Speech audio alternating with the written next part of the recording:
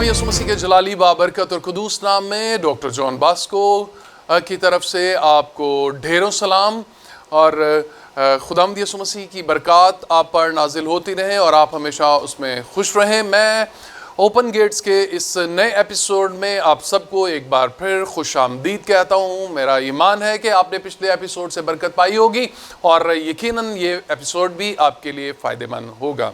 इससे पहले कि हम आज के इस एपिसोड को शुरू करें, आइए हम दुआ करें। खुदावंद तू जो बादशाहों का बादशाह, खुदावंदों का खुदा, राज़िक, मालिक, दुनिया का क्रिएटर है, हम पूरे दिल से तेरी शुक्रगुजारी करते हैं कि तूने हमें अपनी शबीह पर बनाया और हमारे नथनों में ज़िंदगी का दम फोंका और हम जीती जान हुए, और फिर तूने हमें अपने इकलौते बेटे यीशु मसीह के खून से ख़रीद लिया है बाप, और अपना बना लिया।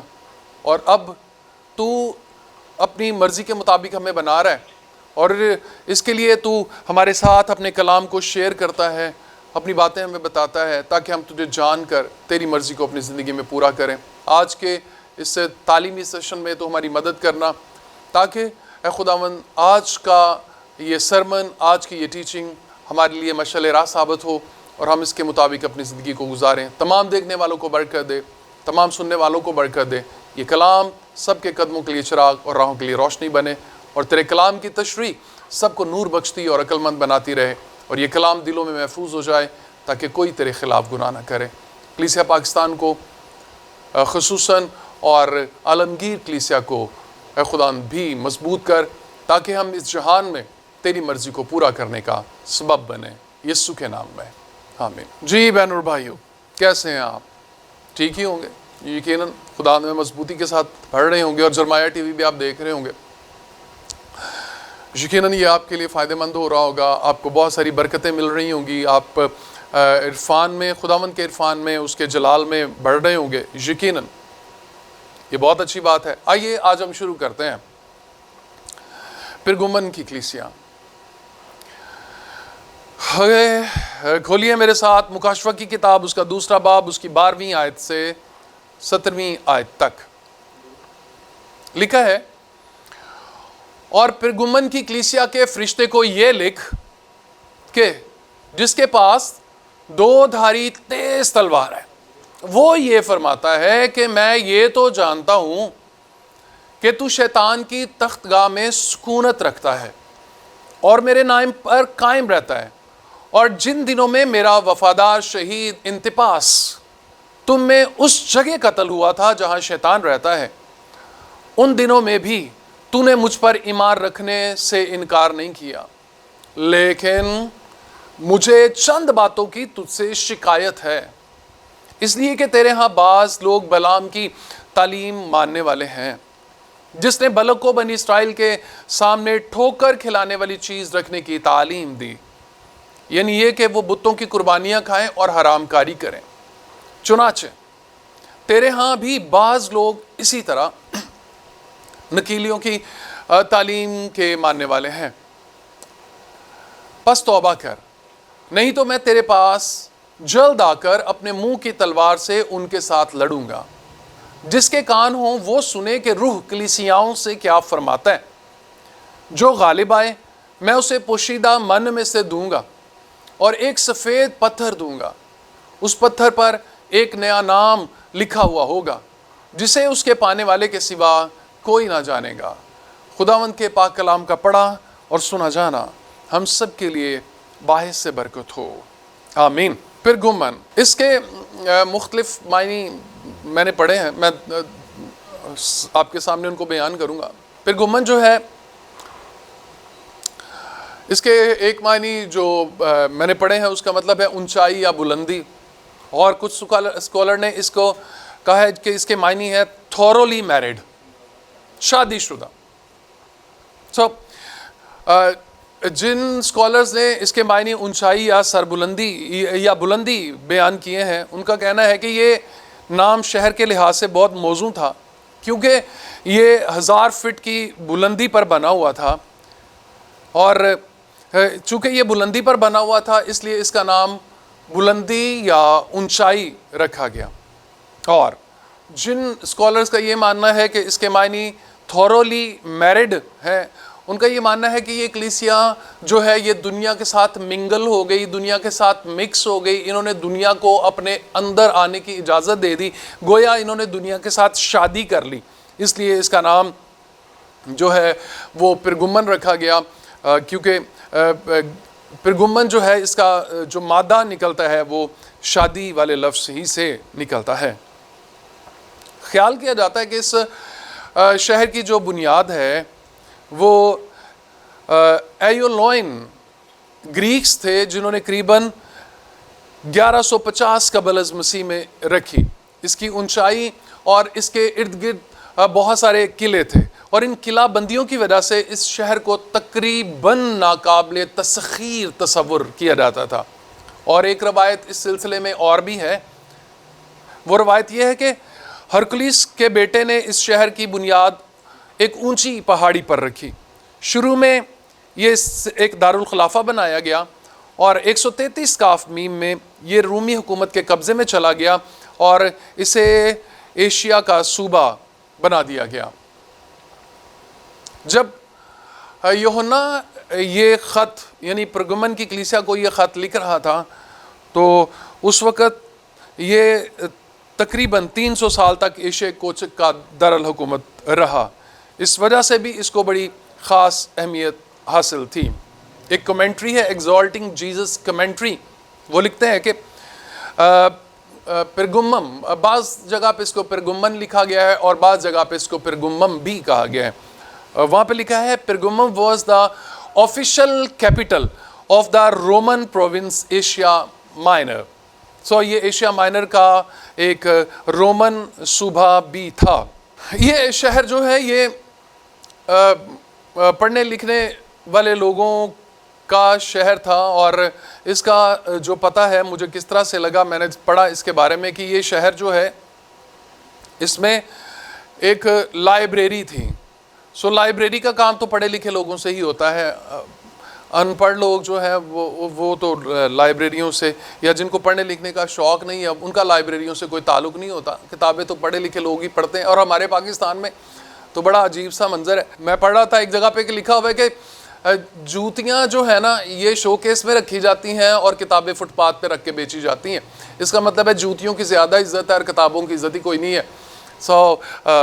حرکتیں تو خیر اسی طرح کی ہیں ہمارے، سمجھ تو گئی ہیں آپ۔ یہاں پر ایک بہت بڑی لائبریری تھی، اور اس میں قریباً 2 لاکھ کے قریب تمار یا کتابیں تھیں۔ 2 لاکھ کتابیں یا تمار، بڑی بات ہے جی۔ میں چونکہ کتابیں پڑھنے کا شوقین ہوں، اور میرے لیے کتاب کسی بھی زیور سے زیادہ قیمتی ہوتی ہے، میں کتابوں کو بہت پیار کرتا ہوں، میرا اوڑھنا بچھونا سب کچھ کتابیں ہیں۔ آپ کو کبھی میرے گھر یا میرے کمرے میں میرے آفس میں آنے کا اتفاق ہو تو آپ کو کتابیں ملیں گی۔ میں نے بہت سارے پاسٹرز کو وزٹ کیا، میں معذرت کے ساتھ یہ کہنا چاہتا ہوں کہ وہاں پر مجھے بہت کچھ ملا پاسٹرز کے رومز میں، لیکن نہ تو مجھے وہاں پر بائبل مقدس ملی نہ کوئی کتاب۔ حالانکہ خدا کا خادم ہو اور اس کے کمرے میں کوئی کتاب نہ ہو، اس کے کمرے میں کوئی بائبل نہ ہو، یہ بڑی شرم کی بات ہے۔ میں آپ کو بھی جو سن رہے ہیں، میں آپ کو ایڈوائز کرنا چاہوں گا اپنے پاس کتابیں ضرور رکھیں۔ کتابیں بہترین ساتھی ہوتی ہیں، ان سے پیار کرا کریں، یہ آپ کو علم دیتی ہیں، اور علم جو ہے بڑا ضروری ہوتا ہے۔ اس شہر کا جو مذہب تھا یہ رومی اور یونانی دیوتاؤں کا مرکز تھا۔ یہاں پر بہت سارے رومی اور یونانی دیوتا پائے جاتے تھے، جن میں سے چند ایک مندروں کا میں ذکر کروں گا۔ اتھینے کا مندر تھا یہاں پہ، ڈائنا کا مندر تھا، زیوس دیوتا کا مندر تھا۔ اس کے علاوہ 3 مندر ایسے تھے جو خصوصاً رومی شہنشاہوں کی عبادت کے لیے مخصوص تھے، مطلب بادشاہوں کی عبادت وہاں پر ہوتی تھی۔ ہم نے سمرنا کی کلیسیا کو جب پڑھا تو ہم نے یہ دیکھا کہ انہوں نے شہنشاہ تبریاس کا مندر بنوایا۔ سمرنا کے شہر میں تبریاس کا مندر جو ہے وہ بنایا گیا، اور اس شہر کو یہ اعزاز حاصل تھا کہ انہوں نے تبریاس کا مندر بنوایا۔ اور یہ جو پرگمن کا شہر ہے، اس شہر کے لوگوں نے कैसर ऑगस्टस का मंदिर जो है वो तामीर किया, यानी उनकी हयाती में ही। अभी कैसर साहब जिंदा हैं और उनका मंदिर बनवा दिए। कैसी बात है, क्या कमाल काम है कि बंदा जिंदा हो और वो अकड़ के बैठा हो और उसके सामने लोग मोमबत्तियाँ जला रहे हैं, बखूर जला रहे हैं, खुशबुएँ जला रही हैं, और वो बंदा जो है उनको इंजॉय कर रहा है, खुशबुओं को, मोमबत्तियों को, अगरबत्तियों को। आपको पता है ना कि आजकल कुछ मजहबी दुनिया का हाल भी ऐसा ही होता चला जा रहा है। यहाँ पर भी बहुत सारे मजहबी जो हैं वो गॉड्स मौजूद हैं और वो अपनी प्रस्तिश करवाना बड़ा पसंद करते हैं। मैं कहना चाहूँगा कि खुद प्रस्तिश खुदावंद ही को ज़ेबा है। प्रस्तिश खुदावंद के लिए वो फरमाता है कि तुम खुदावंद अपने खुदा की इबादत करना, तब वो तेरे रोटी और पानी पर बरकत देगा। लोगों को ना इबादत खुदा की करने दें, अपने वो मरीद ना बनाएं, अपनी पूजा ना करवाएं कि लोग आपकी पूजा करें, लोग आपकी इबादत करें, आपका कार्ड लेके जेब में रखें और उसको तबरक समझ के रोज़ चूमा करें। No no no no, this is wrong. अगर आप ऐसा कर रहे हो ना कोई तो इससे तौबा करें, क्योंकि तौबा का दरवाज़ा भी खुला हुआ है। ऐसा ना हो कि तौबा का दरवाज़ा बंद हो जाए और लोगों को गलत राह पर डालने के चक्कर में आप आसमान की बादशाही से खारिज ही हो जाओ, क्योंकि लिखा हुआ है कि वो बच तो जाएगा मगर जलते जलते। तो जलते जलते बचने से बेहतर है कि बंदा कोई एक साइड अपना ले, या दोज़ख के हो जाओ या जन्नत के हो जाओ। अपने मंदिर शंतर बनवाना छोड़ दें, क्योंकि खुदावंद को ये बिल्कुल पसंद नहीं है। ये जो कैसर की प्रस्तिश है, ये चूँकि ये एरिया एक ही है सातों कलीसियाओं का, इसलिए कैसर की प्रस्तिश हर जगह पे बड़ी लाजमी समझी जाती थी। और जो शख्स कैसर की प्रस्तिश नहीं करता था उसे सज़ा दी जाती थी और इवन के मार भी दिया जाता था। इस सज़ा से बचने के लिए लोग जो हैं वो कैसर की प्रस्तिश किया करते थे। अब ये एक ख़ास बात जो पिरगुमन के हवाले से है कि पिरगुमन में नाग देवता की पूजा होती थी। वहाँ पे सांप की पूजा होती थी और उसका एक ख़ास नाम था उस देवता का, उसे कहते थे एस्क्लेपियोस। एस्क्लेपियोस, इसको एस्क्लेपियोस के आगे वो सोटेर भी बाज़ दफ़ा लगा देते। उसका मतलब होता है निजात देने वाला। एस्क्लेपियोस जो है इसको हीलिंग का गॉड भी मानते थे कि ये शिफा देने वाला खुदा है, शिफा का देवता है। आपको पता है ना दुनिया में मुख्तलिफ तरह के देवता हैं। आग का देवता और है, पानी का देवता और है, और ज़िंदगी का देवता और है, शिफा का देवता और है, और समुंदर का देवता और है। इसको आगे चल के हम मुकाशफा की किताब में देखने वाले हैं, क्योंकि इसके जो रूट्स हैं हमें कहीं ना कहीं से मिल जाती हैं। ये जो एस्क्लेपियोस है ये सांप की शक्ल का था और इसको शिफा और इल्म का देवता तस्वर किया जाता था। इसी वजह से पिरगुमन में एक मेडिकल कॉलेज भी था, एक मेडिकल स्कूल भी था, जहाँ पर लोग आते थे। पिरगुमन में जो एस्क्लेपियोस का जो मंदिर था वहाँ पर बहुत सारे बीमार शिफा पाने की गर्ज से आते थे। दूर दूर से लोग आते थे शिफा पाने के लिए, और लोग समझते थे कि वहाँ पर शिफा मिलती है। और कुछ लोग रज़ा कराना अपनी खिदमत भी पेश किया करते थे। वो आते थे, मंदिर में रहते थे, ताकि जब बीमार लोग आए, मतलब नर्सें और आप समझ सकते हैं कि स्ट्रेचर उठाने वाले लोग भी रज़ा कराना तौर पर वहाँ पर होते थे। वो आते थे और लोगों को मंदिर में ले जाते थे ताकि वो नाग देवता के दर्शन करें और वहाँ से शिफा हासिल करें। होता यूँ था कि जो बीमार और ज़रूरतमंद लोग होते थे उन्हें रात के अंधेरे में नाग देवता के या एस्क्लेपियोस के मंदिर में लटा दिया जाता था। उन्हें वहाँ पर रात गुजारनी होती थी। और जब वहाँ पर पालतू सांप थे, पालतू सांप जब रेंगते अंधेरे में और वो किसी शख्स की बॉडी से टकरा जाते जो बीमार होता या ज़रूरतमंद होता, तो उसकी ख्याल किया जाता था कि सांप का उस शख्स से टकराना, बीमार शख्स से टकराना, ये उसके लिए शिफा का सबब बनेगा। सांप से टकराने के सबब से उनका ख्याल था कि वो शिफा पा गए हैं और उन्हें उससे शिफा मिल गई है। ये जो मंदिर है यहाँ पर इसी तरह की जो बिदात हैं ये बकसरत पाई जाती थी। आइए आगे बढ़ते हैं ख़त की तरफ। दूसरे बाब की 12वीं आयत लिखा है, जिसके पास दो धारी तलवार है, दो धारी तेज तलवार है। पिरगुमन की कलीसिया की पहली आयत लिखा है, जिसके पास दो धारी तेज तलवार है। मैंने जब भी ان خطوط کو پڑھا اور ان کو سمجھنا چاہا تو پھر میں نے کھوج لگانے کی کوشش کی کہ خداوند نے ہر ایک کے ساتھ مختلف بات کیوں کی ہے. کسی کو کہہ دیا کہ میں تاج دوں گا، کسی کو کہتا ہے کہ میں تمہیں من کھلاؤں گا، کسی کو کہتا ہے کہ میں تمہیں اپنے ساتھ بٹھاؤں گا. ہر ایک کو اس نے مختلف بات کہی ہے. لکھا ہے جس کے پاس دو دھاری تیز تلوار ہے. تو میں نے جب اس کے بارے میں پڑھنا شروع کیا تو ایک کتاب میں نے پڑھا کہ رومی گورنرز جو ہیں یہ دو طرح کے ہوتے تھے، ان کے دو درجے تھے.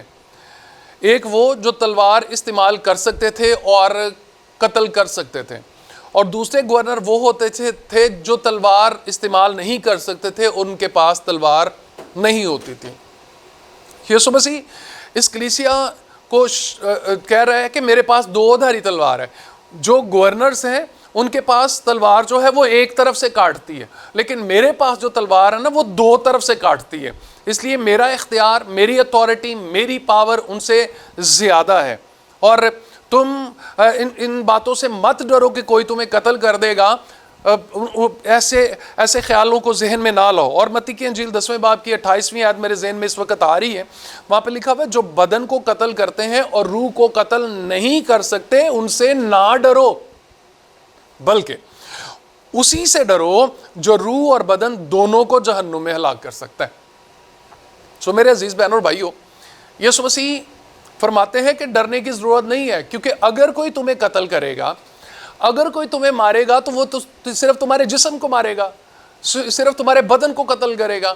اور لیکن اگر تم کمپرومائز کر کے، اگر تم دنیا کے ساتھ مکس ہو کر اپنی جان بچا لیتے ہو تو پھر کوئی فائدہ نہیں. اور ایک اور آیت میرے ذہن میں آ رہی، لکھا ہوا ہے کہ اگر انسان ساری دنیا حاصل کر لے اور آخر میں اپنی جان کا نقصان اٹھائے تو اسے کیا فائدہ؟ جان کا نقصان کہاں پہ ہونا ہے؟ یہ جہنم میں جا کے ہی ہونا ہے.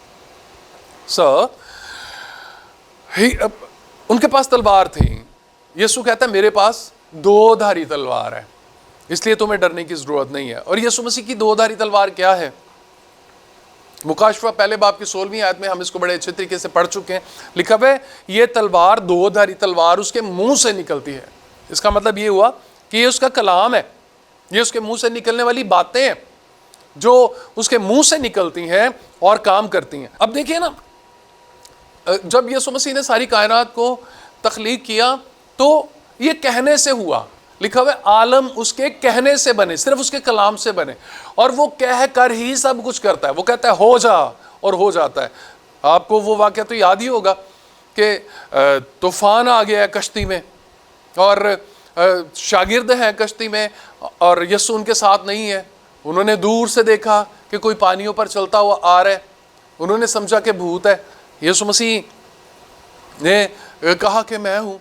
پھر اس نے پانی اور ہوا کو ڈانٹا. ایک دفعہ جب یسوع مسیح کشتی میں بھی تھا تو اس وقت بھی اس نے پانی اور ہوا کو ڈانٹا. ٹھیک ہے، تو جب یسوع مسیح پانی اور ہوا کو ڈانٹتا ہے، اور کیسے ڈانٹتا ہے؟ یہ اس کے منہ کی تلوار ہے. اس کے منہ کی تلوار استعمال ہوتی ہے اور کام ہو جاتا ہے. اس کے منہ کی تلوار سے سارا کام ہو جاتا ہے. حوالوں کو ذرا چیک کر لیجئے گا، کیونکہ کچھ اوپر نیچے ہو سکتی ہے باتیں، اس لیے بعد میں کومنٹس میں آپ کہہ رہے ہیں جو کہ یہ ریفرنس کوئی غلط ہو گیا تھا، ہو سکتا ہے، کیونکہ جو اس وقت ذہن میں آ رہے ہیں وہ ہو سکتا ہے.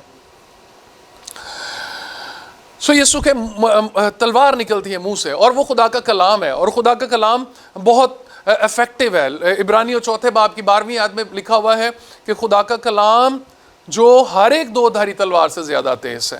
خدا کا کلام کے سامنے کوئی نہیں ٹھہر سکتا. اور جب یسوع آئے گا تو وہ اپنے منہ کے کلام سے سب کے ساتھ لڑے گا. وہ کہے گا، فرشتوں کو کہے گا کہ جاؤ، جو میرے لوگ نہیں ہیں، جو مجھ سے دور رہے، ان کو اکٹھا کرو اور ان کو وہاں پھینک دو جہاں رونا اور دانتوں کا پیستا ہے. تو یہ کیسے ہوا؟ یسوع کے منہ کے کلام سے ہوا، یسوع کی دو دھاری تیز تلوار سے ہوا. یسوع نے فرمایا اور ہو گیا. جو یسوع کی تلوار کو نہیں پہچانتے ہیں وہ یقیناً خوفزدہ رہتے ہیں، لیکن جو یسوع مسیح کے منہ کے کلام کی تلوار کو جانتے ہیں وہ دلیر رہتے ہیں. انہیں پتہ ہے کہ یسوع جو کہتا ہے وہ ہو جاتا ہے، یسوع جو فرماتا ہے وہ ہو جاتا ہے. اور یسوع نے کیا فرمایا ہے؟ جو بدن کو قتل کرتے ہیں ان سے نہ ڈرو، لیکن جو روح اور بدن دونوں کو قتل کر سکتا ہے، دونوں کو جہنم میں ڈال سکتا ہے، اس سے ڈرو۔ سو میرے عزیز بہنوں اور بھائیوں، یسوع مسیح کے پاس دو دھاری تلوار ہے، اور وہ اس تلوار کو میرے لیے اور آپ کے لیے استعمال کرنا چاہتا ہے۔ وہ چاہتا ہے کہ ہم اس کو پہچانیں اور اس کی تلوار پر بھروسہ کریں، اس کی تلوار کے استعمال کو سمجھیں، اس کی تلوار کو جانیں، اور وہ تلوار وہ ہمیں بھی دیتا ہے۔ اس کی تلوار ہمارے پاس بھی ہے، اس کا کلام ہمارے پاس بھی ہے، اور ہم اس کے کلام کو استعمال کر کے ابلیس پر، دشمن پر غالب آ سکتے ہیں۔ آگے بڑھیں گے۔ لکھا ہوا ہے جس کے پاس دو دھاری تیز تلوار ہے، وہ یہ فرماتا ہے میں یہ تو جانتا ہوں کہ تو شیطان کی تخت گاہ میں سکونت رکھتا ہے۔ میں یہ تو جانتا ہوں، میں جانتا ہوں کہ تو کہاں پر رہتا ہے۔ کئی دفعہ یہ اعتراض ہوتا ہے نا کہ خداوند تجھے نہیں پتا ہم کہاں پر رہتے ہیں۔ ساڈے ارد گرد لوگ ہے ہی بہت کپتے پئی ہوتے تے ہی اچھی دعا نہیں کر سکتے، اسی تے اپنے آپ نو کرسچن شو نہیں کر دے، کیونکہ بھائی جتھے اسی کام کرنے ہیں نا بڑے برے حالات ہیں، ہو بہت برے حالات ہیں۔ میں یہ سمجھتا ہوں کہ آج بھی حالات برے ہیں، no doubt no doubt no doubt, لیکن آفیشلی ہمارے حالات برے نہیں ہیں، ٹھیک ہے، کیونکہ کوئی لا ایسا نہیں ہے۔ جو لا ایک چل رہا ہے وہ اور طرح سے ہے، ٹھیک ہے جی، اور اگر اس پر پورا عمل کیا جائے تو پھر اور طرح کی بات ہوتی ہے، لیکن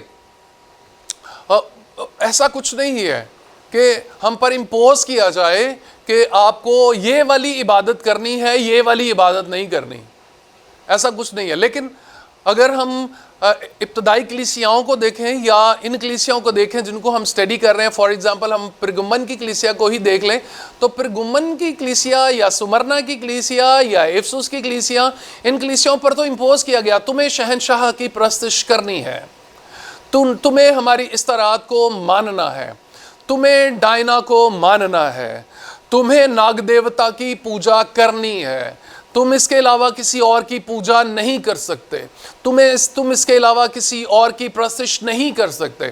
سو ایسا ہمارے ساتھ نہیں ہے، ہم پر پوجا کو امپوز نہیں کیا جاتا کہ ہم کس کی عبادت کریں اور کس کی عبادت نہ کریں۔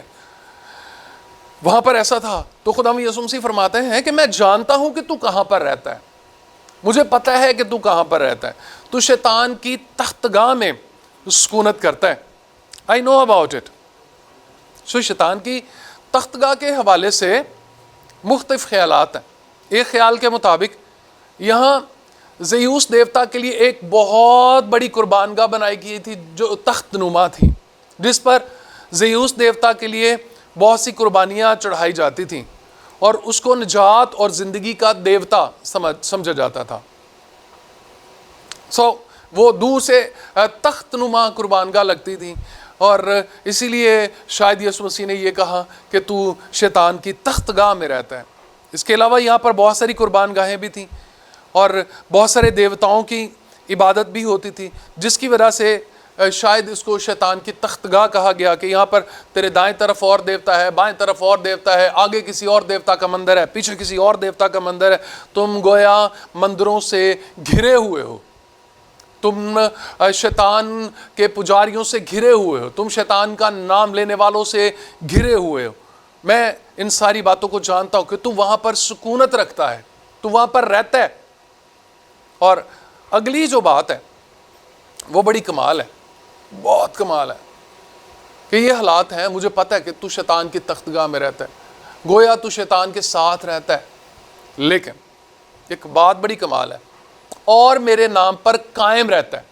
شیطان کی تخت گاہ میں رہتا ہے لیکن میرے نام پر قائم رہتا ہے۔ اور جن دنوں میں میرا وفادار شہید انتپاس تم میں اس جگہ قتل ہوا جہاں شیطان رہتا ہے، ان دنوں میں بھی تو نے مجھ پر ایمان رکھنے سے انکار نہیں کیا۔ میرا بندہ شہید ہوا، پرسیکیوشن ہوئی، ایذا رسانیاں آئیں، لیکن تم نے میرا نام لینے سے انکار نہیں کیا، تم نے میرے نام کا انکار نہیں کیا، بلکہ تم میرے ساتھ جڑے رہے۔ شیطان کی تخت گاہ میں ہونے کے باوجود تم نے میرا انکار نہیں کیا، جو بھی حالات آئے تم میرے ساتھ رہے۔ اپریشیٹیبل، خداوند اس کو اپریشیٹ کرتا ہے، خداوند اس بات کی تعریف کرتا ہے کہ تم میرے نام پر قائم ہو۔ کتنی بڑی کتنی بڑی عزت ہے، کتنا بڑا اعزاز ہے کہ مالک کہہ دے کہ بھائی حالات تو بڑے برے ہیں لیکن تو میرے نام پر قائم رہتا ہے۔ Very good, well done.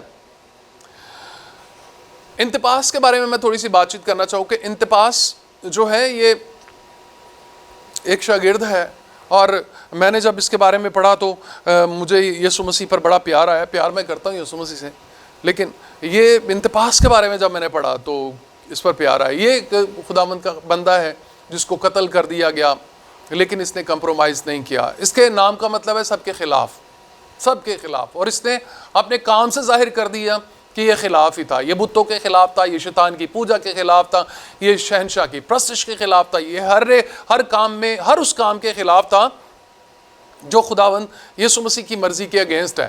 یہ ہر طرح سے خداوند کے ساتھ جڑا رہا اور آخرکار اس کو مار دیا گیا۔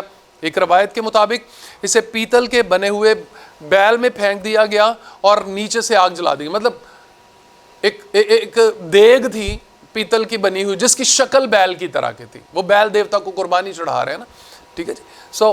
بیل کی بنی ہوئی شکل کی ایک دیگ ہے، اور اس میں انتپاس کو پھینک دیا گیا اور نیچے سے آگ جلا دی گئی، اور اسکالرز یا مورخین یہ لکھتے ہیں کہ وہ بھن گیا، وہ اس میں جل گیا، وہ اس میں مر گیا، لیکن اس نے یسوع مسیح کا انکار نہیں کیا۔ انتپاس، تاریخ اس شہید کا کہیں ذکر نہیں کرتی، تاریخ اس گواہ کا کہیں ذکر نہیں کرتی، لیکن یسوع مسیح ہر ایک کو نام بنام جانتا ہے۔ جس کو ہسٹری نے اگنور کر دیا اس کو یسوع مسیح نے یاد رکھا۔ آپ کوئی بھی ہیں، آپ چھوٹے ایماندار ہیں یا آپ بڑے ایماندار ہیں، آپ چھوٹے خادم ہیں یا بڑے ایماندار ہیں، آپ کے اشتہار لگتے ہیں یا نہیں لگتے، آپ کی اشتہار پر فوٹو آتی ہے یا نہیں آتی، آپ کا نام ایک کونے میں لکھا جاتا ہے، آپ کی فوٹو بڑی لگتی ہے، آپ کو دنیا جانتی ہے یا نہیں جانتی، اس بات کا کوئی دکھ نہیں ہے۔ دکھ اس وقت ہوگا جب یسوع نہ جانتا ہو۔ تو انتپاس کو یسوع جانتا ہے، اور اس نے یوحنا کو کہا کہ میرے بندے انتپاس کا ذکر کر، میرے بندے انتپاس کا نام لکھ دے، کیونکہ اس نے میرے نام کی خاطر قتل ہونا مناسب سمجھا ہے اور میرے نام کا انکار نہیں کیا۔ یہاں پر اگر میں ایک شخص کا ذکر نہ کروں تو زیادتی ہوگی۔ آپ کو یاد ہوگا کہ جب ساؤل گرا ہے اور اس کی آنکھیں اندھی ہو گئیں اور وہ ایک جگہ پر ایک کوچے میں جا کر بیٹھ گیا، تو وہاں پر ایک شخص کو بھیجا گیا۔ یسوع نے ایک شاگرد جس کا نام حننیہ تھا اسے بھیجا، کہا کہ جا، ساؤل ترسی وہاں پر دعا کر رہا ہے، تو جا کر اس پر ہاتھ رکھ، وہ میرا بندہ بن گیا ہے، اس کے لیے دعا کر، اسے میرے نام کی خاطر دکھ سہنے ہوگے۔ تو حننیہ کا ذکر اس کے علاوہ اور کہیں نہیں آتا، لیکن حننیہ وہ کام کر گیا جو ہمیشہ یاد رکھا جائے گا۔ اس نے ایک ایسے رسول کو جنم دیا جس نے یورپ کو بدل کے رکھ دیا، اور جس کی تحریریں نئے عہد نامے میں سب سے زیادہ ہیں۔ ہو سکتا ہے آپ چھوٹے خادم سمجھتے ہو آپ کو، ہو سکتا ہے آپ چھوٹے ایماندار سمجھتے ہو آپ کو، ہو سکتا ہے آپ کا کام بہت چھوٹا لگ رہا ہو آپ کو، لیکن میرے عزیز بہنوں اور بھائیوں، انتپاس ہمیں یہ سکھاتا ہے، پرگمن کا انتپاس ہمیں یہ سکھاتا ہے کہ خوف نہ کرو، یسوع مسیح مجھے اور آپ کو ہمیشہ یاد رکھتا ہے، اس کی نظر میں ہم سب بڑے اہم ہیں۔ یسوع مسیح اسے کہتا ہے میرا وفادار شہید انتپاس، انتپاس وفادار شہید، سچا گواہ، سچا گواہ۔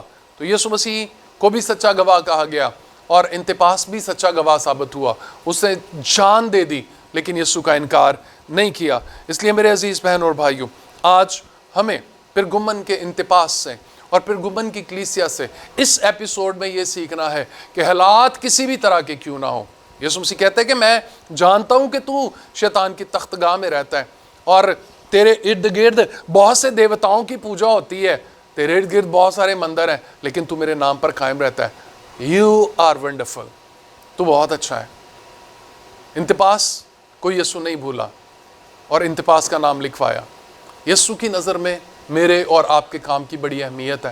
کام چھوٹا ہو یا بڑا ہو نو پرابلم، لیکن یسوع کی مرضی کے مطابق ہونا چاہیے، اس کا ریوارڈ ہمیں ضرور ملے گا۔ میں امید کرتا ہوں کہ آپ کے لیے یہ ایپیسوڈ فائدہ مند ثابت ہوا ہوگا اور آپ نے اس سے برکت پائی ہوگی۔ آئیے انتپاس کا سر رویہ رکھیں اور ہر طرح کے حالات میں یسوع مسیح کے ساتھ جڑے رہیں۔ اپنا بہت سارا خیال رکھیے، ملیں گے اوپن گیٹس کے ایک نئے ایپیسوڈ میں۔ دیکھتے رہیے Open Gates on Jeremiah T V. God bless you.